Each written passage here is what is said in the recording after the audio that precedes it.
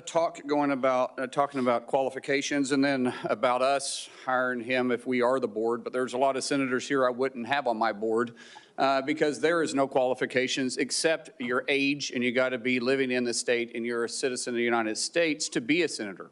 Other than the fact we got to convince a lot of people to vote for us. And then when we start talking about qualifications for if you're qualified for it, could the chairman tell me what the qualifications are for the Secretary of Defense? Mr. Chairman, could you tell me what the qualifications are for the Secretary of Defense? I'd be happy I'll read it. for you to do that. Yeah. Let me read it for you because I Googled I was getting some advice from my second in command. Yeah, but I'm just making a point because there's a lot about qualifications, and I think it's so hypocritical of senators, especially on the other side of the aisle, be talking about his qualifications, not being able to lead the secretary or be the Secretary of Defense, and yet your qualifications aren't any better.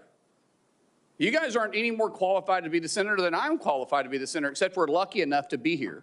But let me read you what the qualifications of the Secretary of Defense is, because I Googled it and went through a lot of different sites, and really it's hard to see. But in general, the U.S. Secretary of Defense position is filled by a civilian. That's it.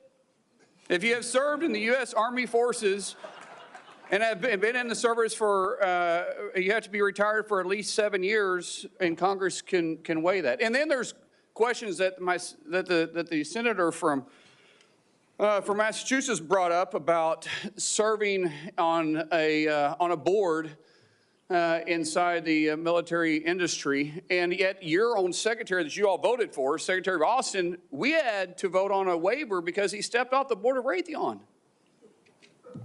But I guess that's okay because that's a Democrat Secretary of Defense.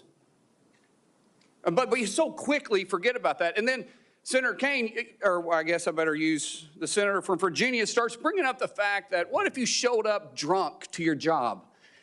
How many senators have showed up drunk to vote at night? Have any of you guys asked them to step down and resign from their job? And don't tell me you haven't seen it because I know you have. And then how many senators do you know have got a divorce before cheating on their wives? Did you ask them to step down? No. But it's for show.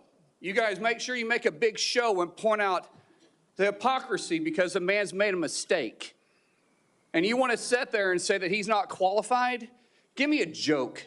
I mean, it is so ridiculous that you guys hold yourself as this higher standard and you forget you got a big plank in your eye. We've all made mistakes.